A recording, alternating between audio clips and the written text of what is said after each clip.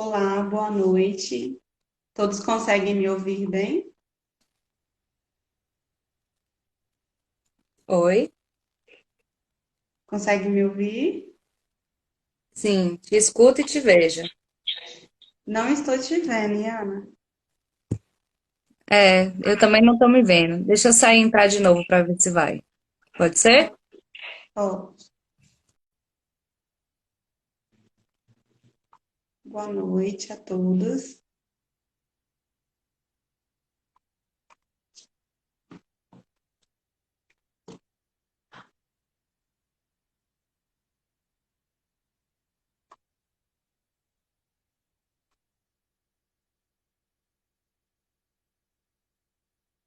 Vamos só aguardar essa convidada.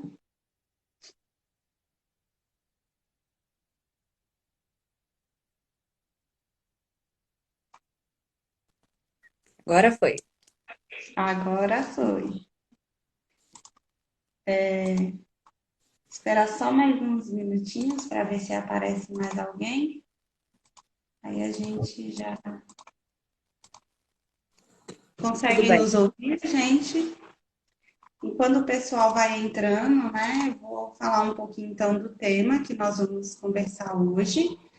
Eu estou com a nossa primeira convidada, que é a Iana, ela é psicóloga, né, do estado da Bahia também, o CRP 0316763, é tesoureira do Sindicato dos Psicólogos da Bahia, o Simpse Bahia, e secretária de Juventude da Central Única dos Trabalhadores, que é também a CUT Bahia. Então, o tema que nós vamos discutir agora, neste momento, é os direitos e lutas trabalhistas em tempos de Covid-19, né? Então, Iana, seja bem-vinda, né, à nossa live. Aí fica à disposição para você falar um pouquinho para nós, um pouco sobre essa temática, e assim que forem depois surgindo perguntas, a gente abre uma rodada, né, de perguntas para a galera tirar algumas dúvidas em relação à temática que você vai conversar um pouquinho conosco. Tá bom.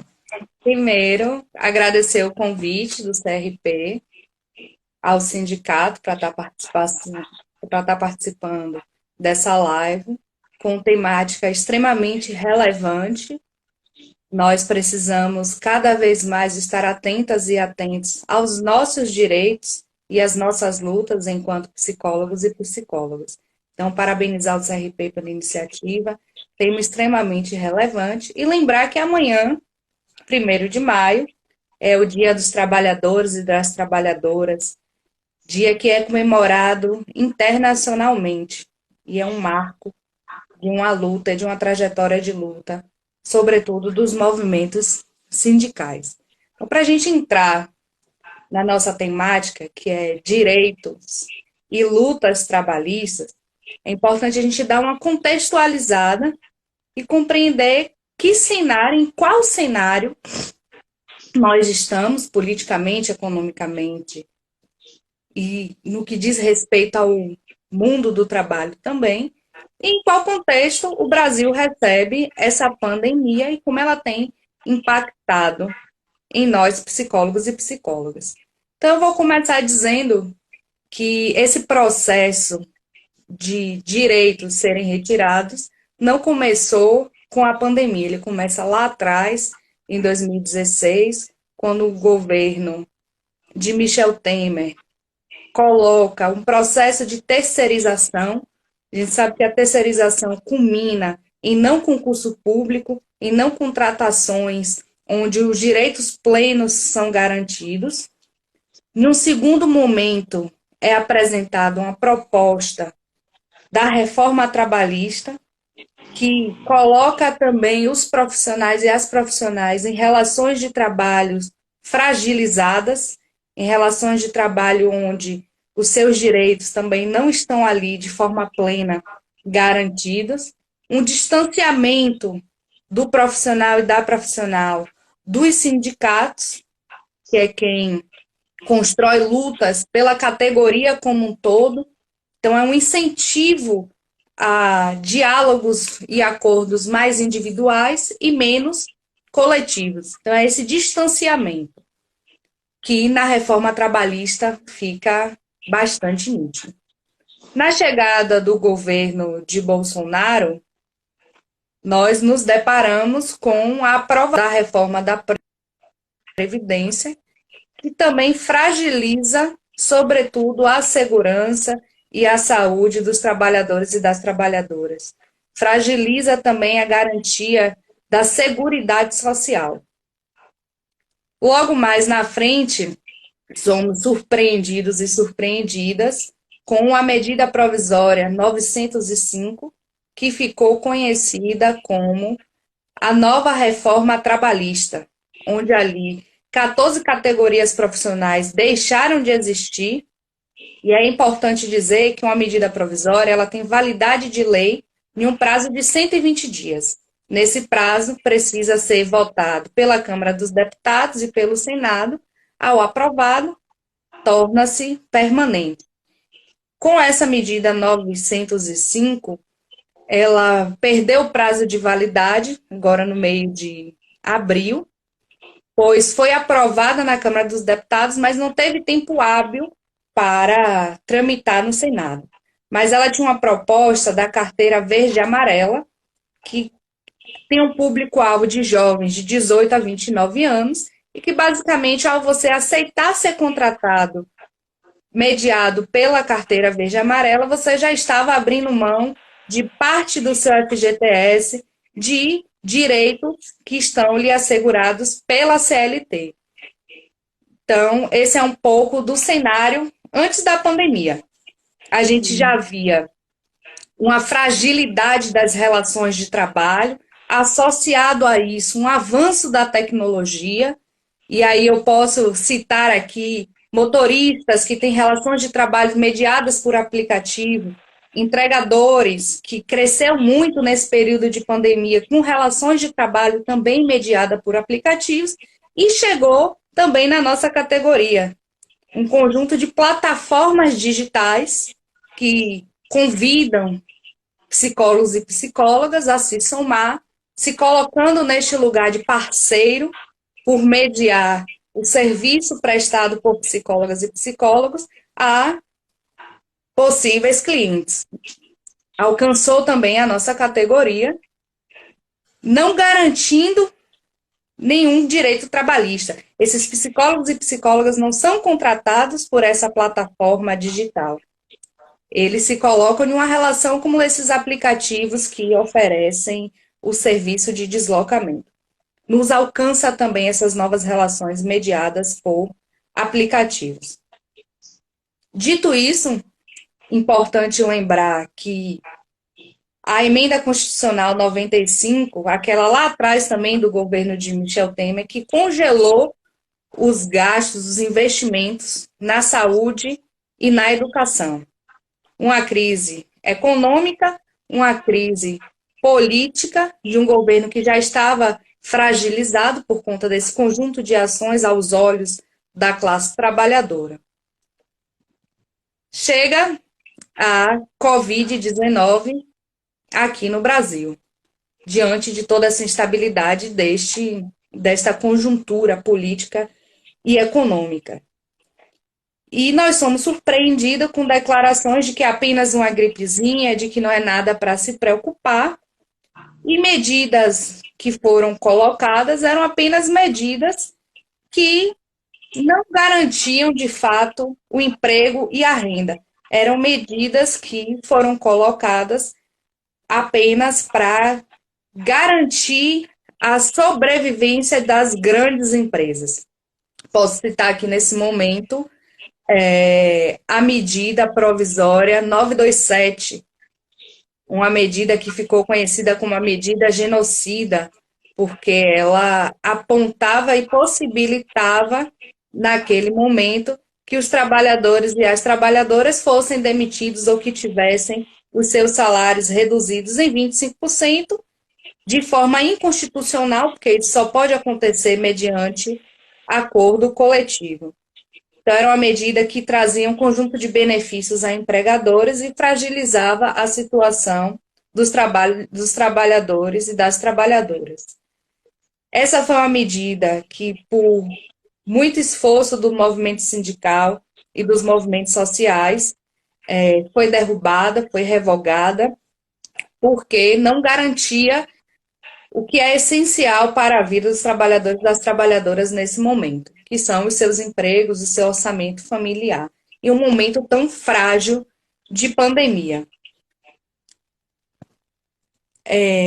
Um outro ponto relevante para a gente tratar também nessa nossa introdução e que tem impactado é uma medida provisória 936. É a medida conhecida pela suspensão de contratos e também redução da carga horária de trabalho e dos salários. Permite redução proporcional de 25%, 50% e 70% da carga horária de trabalho e, em consequência a isso, também do salário, ou suspensão do seu contrato. Nós, do sindicato, inclusive, estamos recebendo um volume de demandas por suspensão de contratos e também por redução de carga horária. Isso impacta diretamente no orçamento familiar do trabalhador e da trabalhadora, e em contrapartida a isso, o governo propõe um programa emergencial de garantia do emprego e da renda. E aí, dentro desse programa, para que se garanta o emprego e a renda, abre espaço tanto para a suspensão do contrato, como para diminuição da carga horária e dos salários. Isso não significa dizer que o profissional ou a profissional, é importante frisar aqui nesse momento que estamos falando do setor privado, o setor público funciona de uma outra forma, é mediante decretos municipais, estaduais, e não estão contemplados nesta medida provisória. É apenas trabalhadores e trabalhadoras do setor privado. Então, nesse cenário, dentro desse plano, uma parte do que seria o seguro-desemprego vira-se acrescento ao salário. Funciona nessa perspectiva. E temos recebido, enquanto sindicato, bastante demandas sobre as suspensões de contratos ou reduções de carga horária de trabalho. Importante frisar que, nessa medida, há um grande incentivo para que esses acordos sejam feitos mediante acordo individual, mas nós gostaríamos de lembrar que esses acordos podem ser, sim, construídos de forma coletiva, e que, de forma coletiva, garante o direito dos psicólogos e das psicólogas.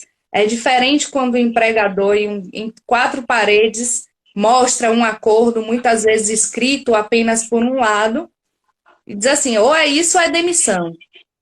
No acordo coletivo, que existe uma mediação do sindicato, o empregador não tem condições de colocar esses termos como se tem colocado em acordos individuais. Então, nós, nesse sentido, orientamos os psicólogos e as psicólogas a fazerem contato com os sindicatos.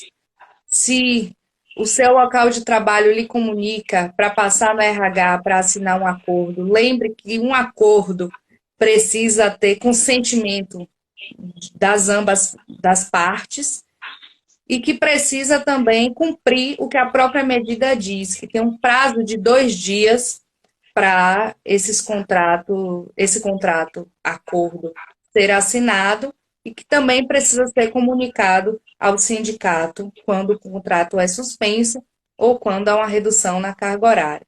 Então, aproveita aqui a oportunidade e a audiência para passar o nosso e-mail, que é simpsibahia@gmail.com, para caso isso esteja acontecendo com algum de vocês ou com uma colega, para que nos comunique, nos informe, para que a gente possa passar orientações mais detalhadas e pontuar como essas negociações podem ser construídas para que seus direitos sejam garantidos. Uma outra demanda que também estamos recebendo com bastante frequência é com relação às EPIs. São esses equipamentos individuais que é de obrigação do serviço fornecer aos profissionais. E isso não tem acontecido por parte de diversos hospitais, serviços como CREAS, não está sendo oferecido por algumas prefeituras municipais, e nós, enquanto sindicatos, movemos uma ação civil a não só o Estado, não só a prefeituras, mas também a diversos hospitais do Estado, para que eles sejam obrigados e obrigadas a fornecer os EPIs para os profissionais da psicologia. E é importante dizer que o uso da máscara é fundamental, importante dizer que o álcool em gel também se enquadra enquanto um EPI nesse momento, disponibilizar materiais de higiene também. Então, é importante que, caso você, psicólogo ou psicóloga, esteja em uma situação como essa, nos comunique para que a gente possa mover a ação civil e obrigar judicialmente o seu serviço a fornecer esses equipamentos que são fundamentais.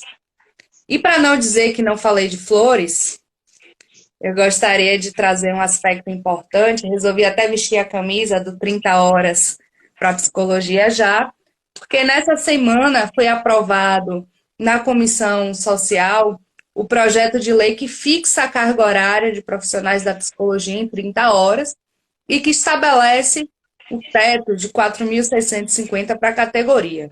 Não se animem tanto, porque isso não significa dizer que amanhã todo mundo já vai passar a trabalhar com 30 horas e com esse piso. Significa dizer que foi um avanço, uma tramitação em uma comissão, mas ainda precisa ser apreciado pela Câmara dos Deputados, pelo Senado, assinado pelo presidente da República para entrar em vigor. Mas essas são pautas e bandeiras de lutas nossas, importantes, históricas, inclusive, tanto das 30 horas quanto do piso salarial para toda a categoria.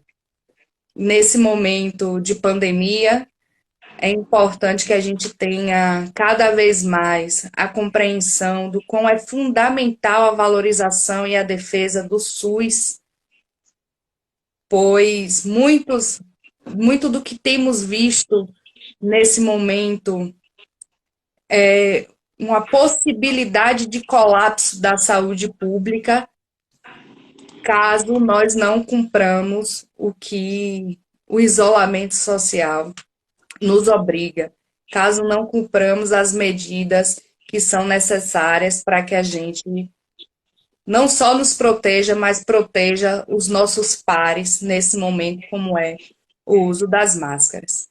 Então, é importante que nós que somos profissionais da psicologia estejamos à disposição da defesa e da valorização do SUS nesse momento, pois ele é fundamental para a garantia da vida de muitas pessoas que estão contaminadas com o Covid-19 e estão precisando desse serviço público, gratuito e de qualidade.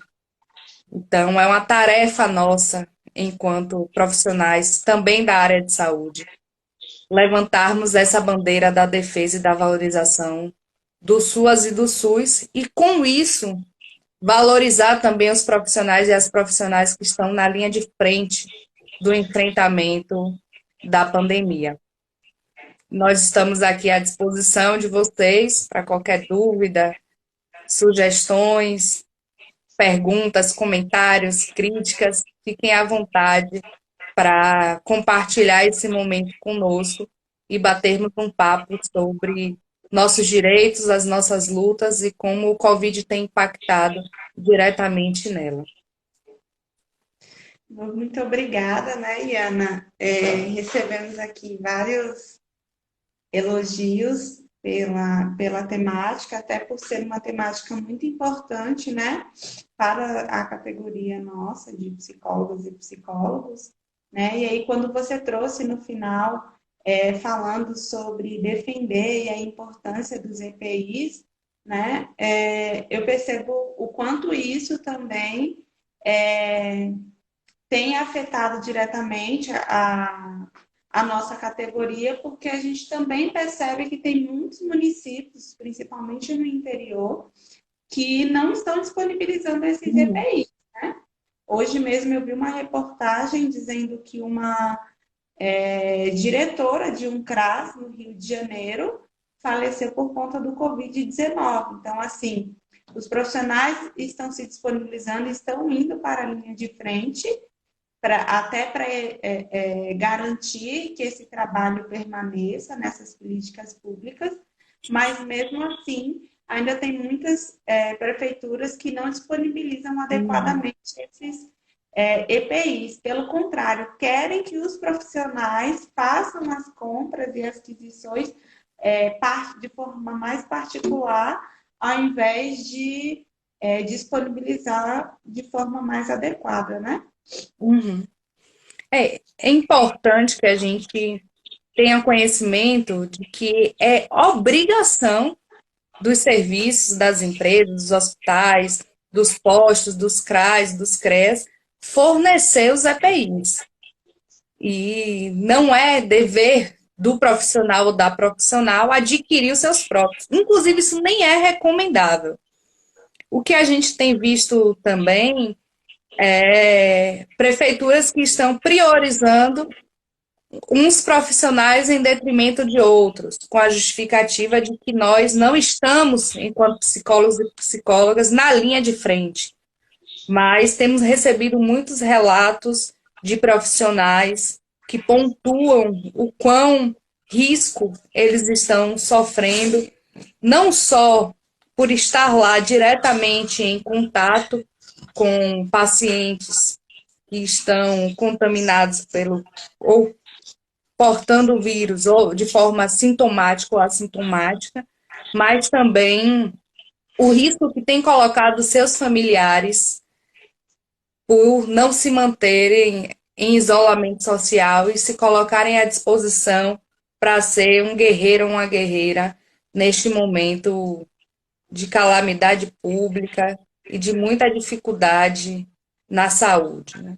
E isso tem um impacto também na saúde mental desses psicólogos e dessas psicólogas, porque muita gente acha que não, que psicólogo, psicóloga é tudo terapeutizado, que não lida com ansiedade, com depressão, mas existem muitos profissionais que estão apresentando esses quadros por conta da sua disponibilidade em estar na linha de frente ao combate ao coronavírus e se colocando à disposição ao cuidado, né, a cuidar da sociedade, a cuidar da população.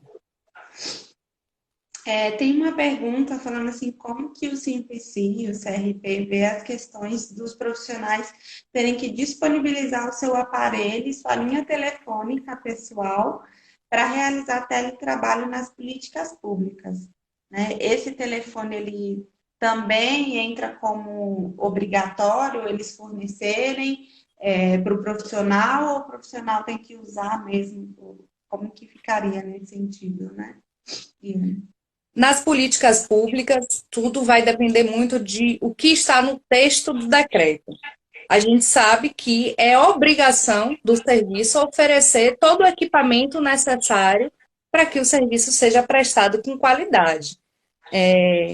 Da mesma forma que não faria nenhum sentido o profissional da psicologia disponibilizar do seu aparelho, da sua linha telefônica para atender no seu local físico de trabalho, não faz sentido se disponibilizar os seus equipamentos para o teletrabalho ou o home office, como também é conhecido.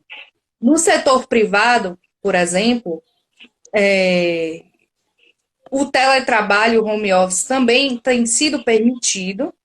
As empresas e os contratantes também têm a obrigação de fornecer esses equipamentos e ainda há uma possibilidade de o serviço oferecer uma ajuda, que não é considerado salário, para cobrir gastos como energia e água, já que o profissional ou a profissional está consumindo da sua residência e não do seu local de trabalho. Então, no setor público, nas políticas públicas, vai depender de como está no decreto, mas peço que essas situações cheguem até nós, através do nosso e-mail, para que a gente possa notificar os municípios e o Estado sobre essa questão. Não é obrigação do profissional da psicologia disponibilizar os seus equipamentos para isso.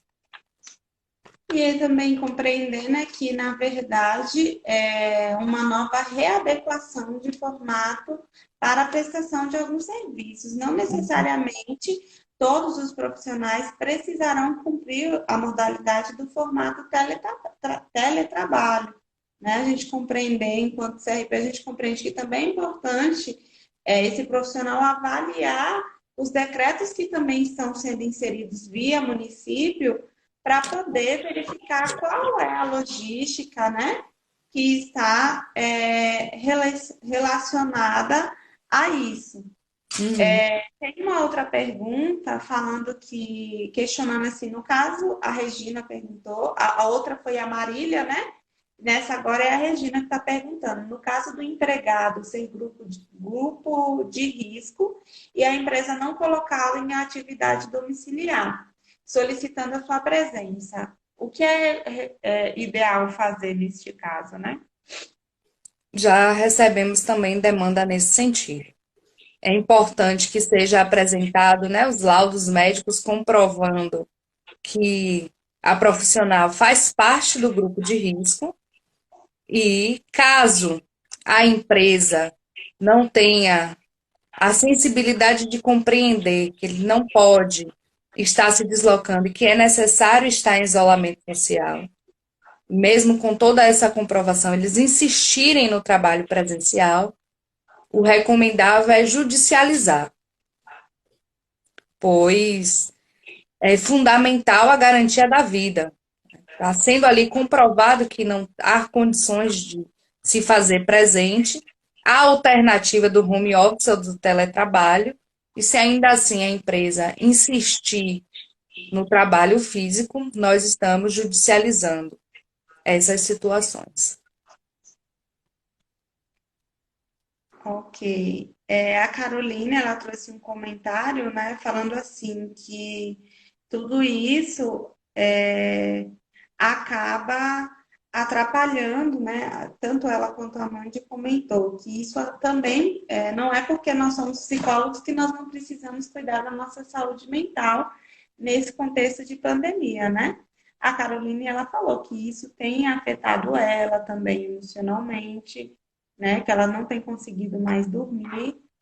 E a psicóloga Helena Julie, parece, ela diz que tem visto muita resistência dos gestores em oferecer as condições para o trabalho remoto, né? Em relação a isso. E o Paulo, ele também informa que essas informações, ela também está no decreto, né? Que isso também consta no decreto. A Marília sugeriu que seria importante orientar textualmente via ao sindicato, ou CRP, ou a parceria, né, sobre essa questão do teletrabalho, né, dessas demandas que chegam principalmente nos serviços públicos, no SUAS e no SUS. Uhum. A Regina questionou se, mesmo ela apresentando essas documentações, se a empresa pode desligar o empregado. A depender de como se dê a tramitação, pode ser expedido um mandato de segurança. Isso tudo vai depender da tramitação e dos acordos que vão ser feitos. Sobre qual foi a outra que você fez? A outra é, na verdade, mais uma indicação, uma sugestão, né? Da Sim. Marília, que seria para essas informações fossem passadas textualmente para os serviços públicos, principalmente para o SUS e para o SUAS. Nós estamos emitindo um conjunto de notificações para as prefeituras sobre essas questões, incluindo a obrigatoriedade do fornecimento de EPIs. Caso não estiver sendo cumprido, é importante que nos comunique para que a gente possa tomar outras medidas necessárias. Tem uma outra pergunta, Iana, que é da Julie, né? E no caso de serviço de empresa pública que não viabiliza o trabalho remoto para essas trabalhadoras de risco. Meio que já respondemos também, né? Essa pergunta em Em relação todos a esses isso. cenários e contextos, o primeiro movimento é sempre notificar e buscar o caminho do diálogo. Na insistência ou dificultando a tramitação ou a construção de um acordo, infelizmente a gente precisa judicializar para que o direito do trabalhador e da trabalhadora seja garantido. Sim. Em relação às questões de serviços voluntários, vocês têm recebido alguma demanda? Serviços voluntários. Nós, inclusive, escrevemos uma carta junto com o CRP tratando dessa questão. Para nós é inadmissível, sobretudo partindo do setor público, que a gente sabe que tem recurso para esse momento de pandemia, convidar profissionais da psicologia para serem voluntários e voluntárias, né? E outros profissionais também, para serem voluntários e voluntárias oferecendo os seus serviços e arcando com os custos dele. Para nós isso não faz nenhum tipo de sentido. Nós precisamos fazer um movimento contrário a esse, que é o de valorizar o profissional da psicologia, a profissional da psicologia, e a gente sabe que essa valorização vem a partir de uma remuneração também. Então, todos nós sabemos o quão travou. Eu acho que sua imagem travou, questionei aqui agora. Para mim tá aparecendo, travou. Deixa eu ver Peraí, aqui. deixa eu tentar remover você e adicionar de novo aqui na conversa, só um minuto. Pronto.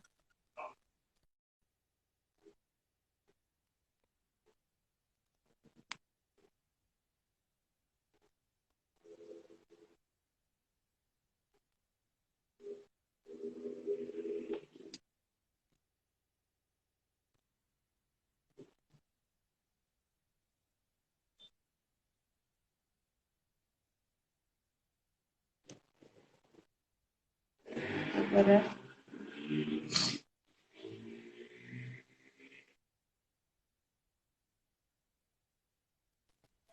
Pronto? agora, pronto, voltou. Pode Estava continuar. falando que nós estamos indo na contramão disso. É diferente quando o profissional ou a profissional se disponibiliza para prestar um serviço de forma voluntária à população, sensibilizada a esse contexto, do que quando um serviço público convoca profissionais da psicologia para serem voluntários, sendo que eles teriam condições e recurso de remunerar essas profissionais.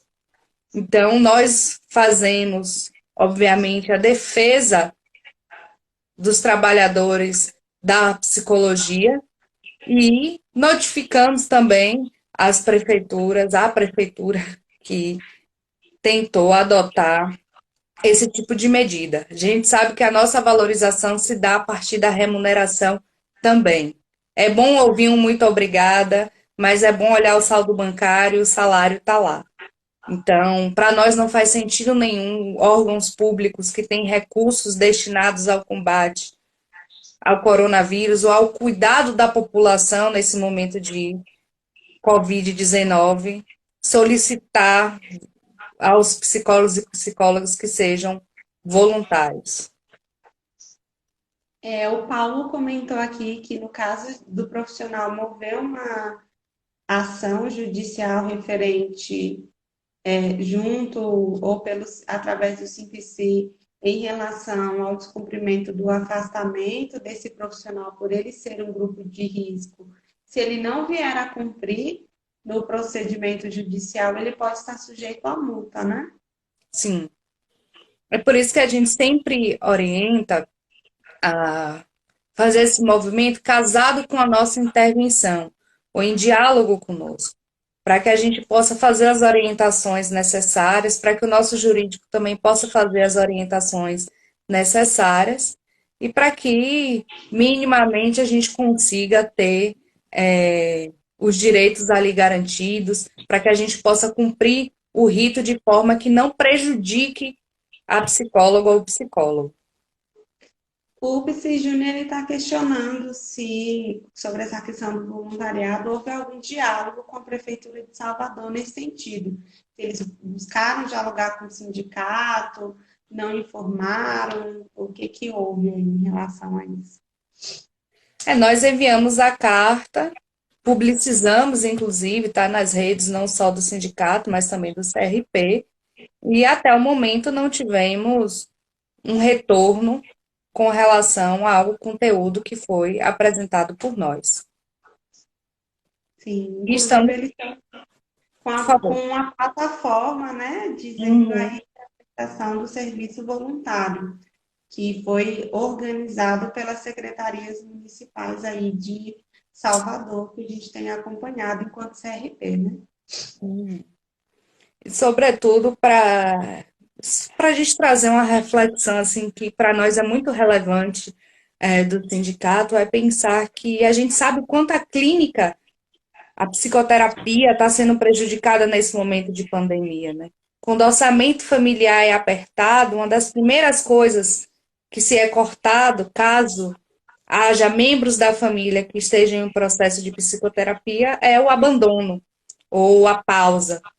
Então, esses profissionais que já estão com a sua renda prejudicada por conta desse cenário crítico na economia e na impossibilidade de novos empregos, com o crescente número de desemprego, os psicólogos e as psicólogas que atuam na clínica têm sofrido muito. E aí a contrapartida apresentada pelo órgão público não pode ser o voluntariado, né? Ainda que esses profissionais que têm, por exemplo, o MEI, são microempreendedores individuais, eles podem dar entrada no auxílio emergencial, mas que nós sabemos que também não é o suficiente.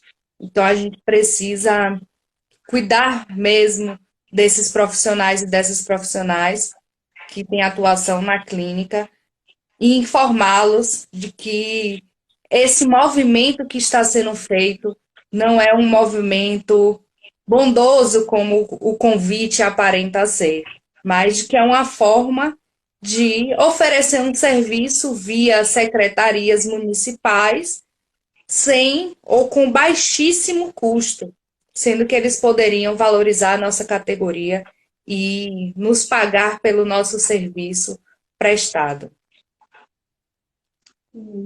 O Júnior ele perguntou, Iana, como que pode ampliar a voz do sindicato nesse caso, né?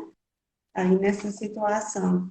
Seria como? Ele precisa fazer que procedimento para talvez conseguir isso, né?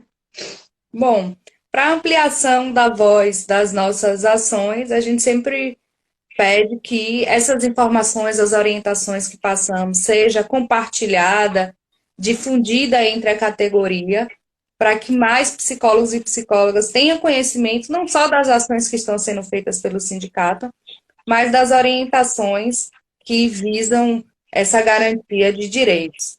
Então, essa ampliação se dá muito a partir dos psicólogos e das psicólogas se somarem ao sindicato e divulgarem as nossas movimentações, as nossas ações. Muito em breve nós vamos compartilhar nas nossas redes sociais um informativo sobre a ação civil que movemos e já ganhamos com relação aos EPIs, então é importante que os profissionais da psicologia possam compartilhar para que a informação tenha um maior alcance. É importante também lembrar que tanto a Iana quanto outros membros da diretoria do SIMPC fazem parte do grupo de trabalho de articulação sindical, que é um grupo de trabalho que compõe, né, a atual gestão do CRP 03. Então, quem tiver interesse pode também mandar e-mail para a gente, que a Uhum. gente faz essa articulação também junto ao Simplici, né? Ou pode também mandar um e-mail direto para o Simplici para tirar alguma dúvida ou para saber como efetivamente participar também deste suporte, né? E aí a gente consegue dialogar sobre essas Uhum. questões. A Universos Terapêuticos, ela questionou assim, pelo que eu compreendi, diante do cenário atual, os atendimentos presenciais, eles só podem ser disponibilizados apenas para urgências subjetivas, casos de maior gravidade. Tem inclusive portarias do CFP fazendo orientações a categorias nesse sentido. Aí nós sempre orientamos também a categoria que nos busca a estar atentos e atentas às resoluções que o CFP, junto com todo o sistema conselhos, vem lançando para que a gente possa fazer o nosso exercício profissional alinhado com o que a nossa autarquia tem orientado. E lembrar também que, na verdade, não houve uma proibição. Né? O Conselho Regional de Psicologia da Bahia ele tem recebido muitos questionamentos sobre essa questão dos atendimentos presenciais, se eles foram proibidos. Então, não houve uma proibição. As resoluções que versam sobre essa informação, elas dizem que foi suspenso e avaliar caso a caso diante dos decretos municipais. Tem alguns municípios que eles continuam disponibilizando para que alguns serviços continuem os atendimentos seguindo as preconizações da Organização Mundial da Saúde sobre a prevenção, né? Acho que E meu Ana, vídeo você travou de novo. travou, desconectar você aqui, aí Pronto. você chama de novo. Peraí.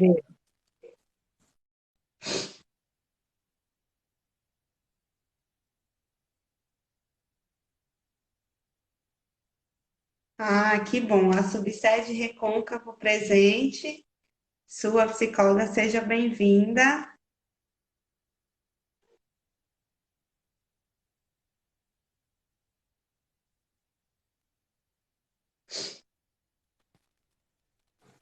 Pronto, agora voltou. Pronto. O Júnior, ele também colocou, né, que também é uma oportunidade de a gente movimentar enquanto categoria para avançar nessas pautas antigas. Exato, Júnior, né? A gente tem aí essa pauta, na verdade, ela é uma pauta que os profissionais eles confundem muito para onde direcionar e como realizar a defesa desses direitos, que principalmente o piso salarial e a carga horária, né? E aí eu acho que a Iana pode esclarecer um pouquinho como que é feito esse direcionamento aí sobre essas pautas mais específicas. Uhum. Eu até iniciei a fala trazendo esses aspectos, né, do que a gente viveu nessa última semana, que foi a aprovação tanto da carga horária fixa de 30 horas, assim como o, o piso salarial. De fato, são pautas antigas, não só do Simplici Bahia, não só do CFP, mas da FENAPS também, a Federação Nacional de Trabalhadores e Trabalhadoras da Psicologia. Há muito nós já estamos travando essa luta, porque o que que a gente tem? Uma infeliz realidade de profissionais da psicologia, inclusive editais de concurso que oferecem 1.200, R$ 1.500. Nós, inclusive, na história do sindicato, já derrubamos vários concursos que queria pagar R$ 1.500, R$ 1.200 por 40 horas trabalhadas, semanais. Então, o piso salarial é para que a gente possa garantir o que é justo para a nossa atuação. e as 30 horas também, por compreender qual a dimensão e aprofundamento é o nosso trabalho e da sobrecarga que tem sido para nós, profissionais da psicologia, as 40 horas. Essas são bandeiras nossas históricas. Foi aprovado nessa semana na Comissão de Seguridade Social. Pontuei aqui no início de que isso não significa dizer que amanhã começamos a funcionar diante dessa lei, ainda está em tramitação, precisa ser aprovada pela Câmara dos Deputados, ser aprovada pelo Senado e, posteriormente, ela precisa ser assinada pelo presidente da República para depois entrar em vigor e ser regulamentada. Então, de fato, são lutas históricas nossas. Nesse momento, é importante essa sinalização de vitória. Temos seguido sempre por uma garantia dos direitos das psicólogas e dos psicólogos, e não temos dúvida que as 30 horas e o piso salarial continuam e permanecem sendo uma das nossas principais bandeiras de luta. Eu acho que o exemplo também interessante que a gente teve sobre pautas, né, de lutas pela categoria foi a lei sobre os profissionais de psicologia na educação, né? Então, como houve uma mobilização diante disso? Foi conversar com os senadores, com os deputados, dialogar sobre essas propostas. Então, os profissionais eles podem contribuir também dessa forma, né? Ah, eu conheço alguém que está que está lá nesse processo de gestão, consigo fazer um diálogo, aproximar para que, quando houver a votação, compreenda a importância dessas demandas, então a gente consegue mobilizar neste aspecto também. A Glória, ela também traz, a Glória Ventapane, ela trouxe aqui que é importante a gente levar o conhecimento do sindicato todas as demandas de relações de trabalho nas diversas áreas da psicologia, né? Então, independente da área de atuação, e a Yara traz uma informação muito relevante, que é que a gente não precisa só pensar em como mobilizar, mas também que a gente, enquanto profissional de psicologia, se associe ao sindicato e faça contribuição para o fortalecimento dessa profissão, né? Então, como você trouxe aí um pouco desse histórico de questões que movimentaram aí lutas trabalhistas nossa, o sindicato, ele, de certa forma, permanece fragilizado porque não é obrigatório associar o pagamento da taxa sindical, né? Então, isso, de certa forma, fragiliza a nossa luta, né? Isso. Só fazer um breve comentário sobre esse ponto da associação, foi importante, inclusive, ter surgido para nós. Tem que quer saber como se associa ao sindicato e como participar, que aí já entra no bloco. Para nós é importantíssimo a associação ou a filiação ao sindicato, pois a construção das nossas lutas acontece muito a partir dos diretores e diretoras do sindicato, das psicólogas e dos psicólogos do estado da Bahia, né? Nós não somos remunerados ou remuneradas para fazer parte da direção, para construir essa luta. E quem financia essa luta são os psicólogos e as psicólogas.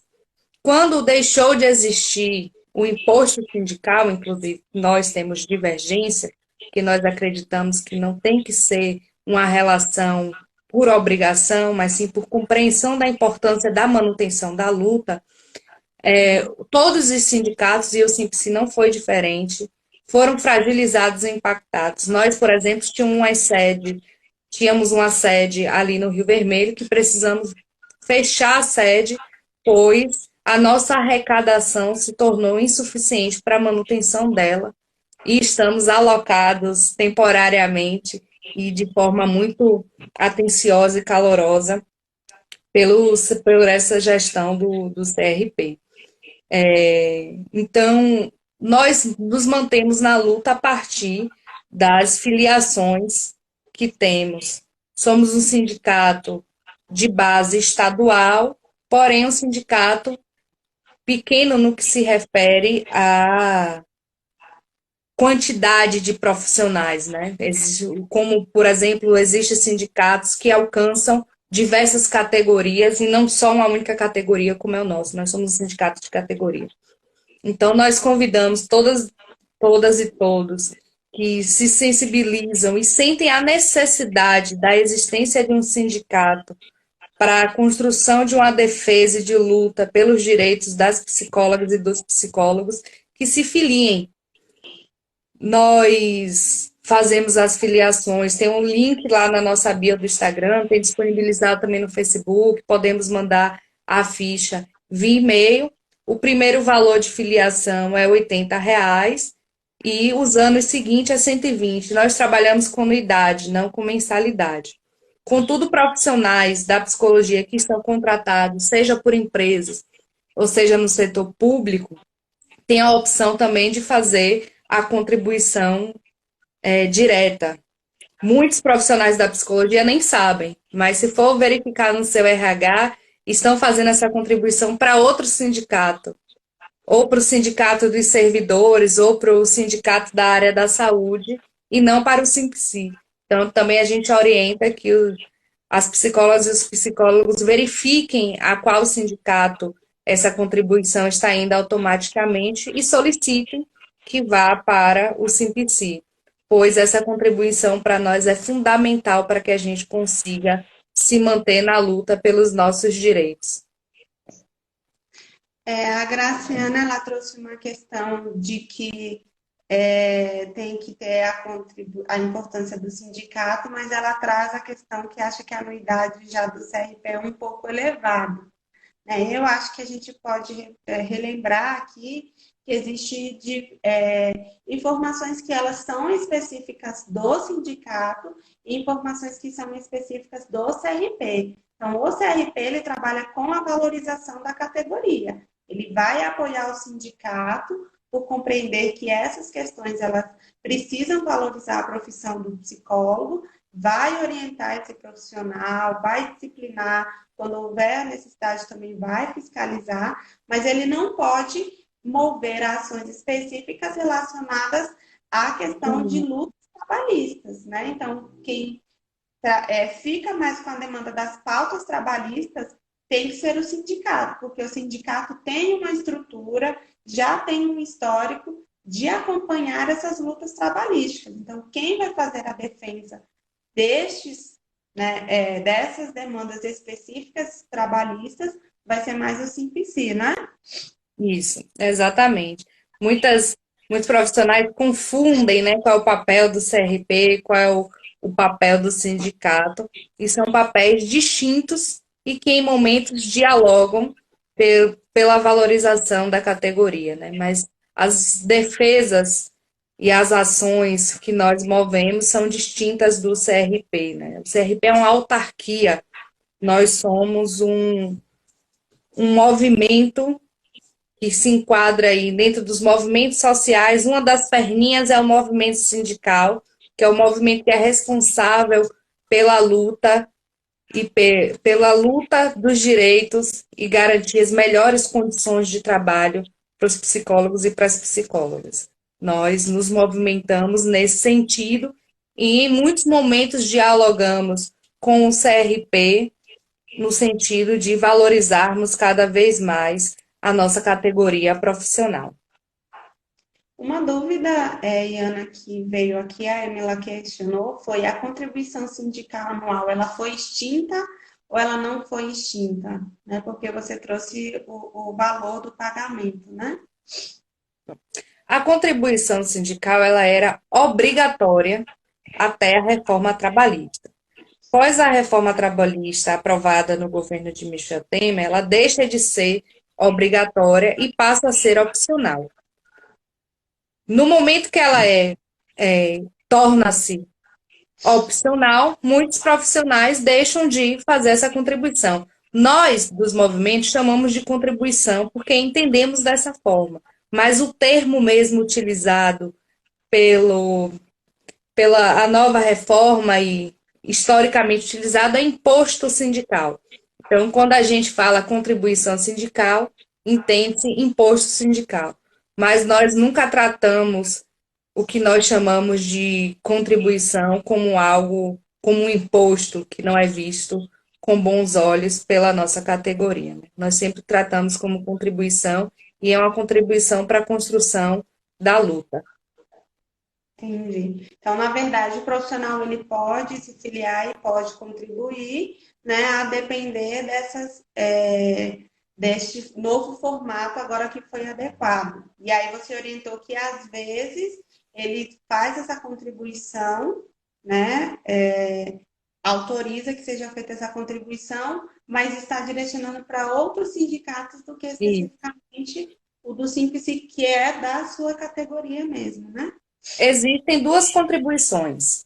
Uma contribuição é associativa, que é para filiados e filiadas.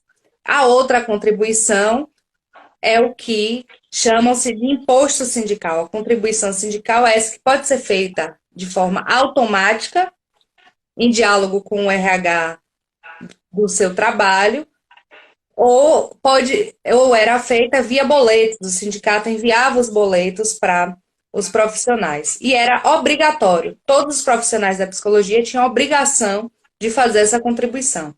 A contribuição associativa sempre foi voluntária, intencionalmente. O profissional se filia ao Simpsi e passa a contribuir anualmente. Hoje, a contribuição sindical, igual a imposto sindical, deixa de ser obrigatória, mas ainda é possível de ser feita. A associativa está mantida.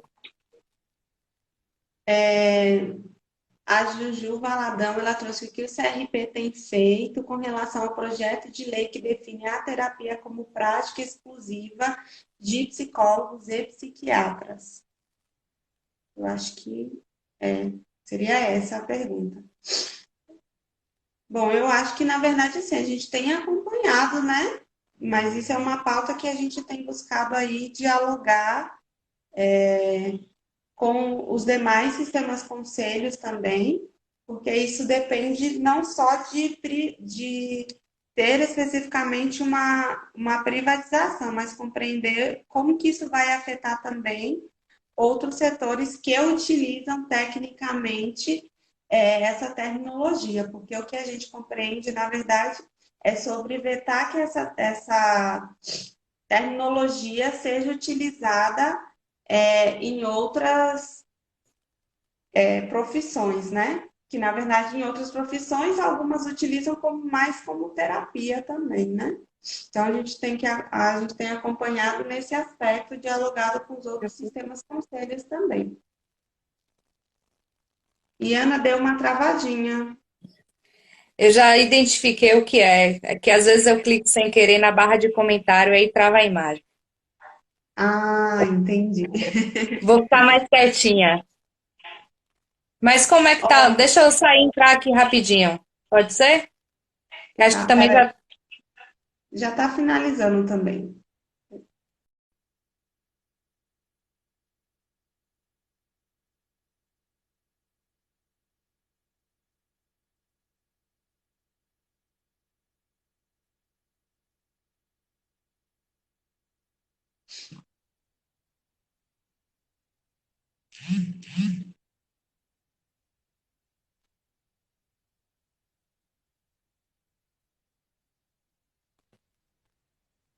Voltamos.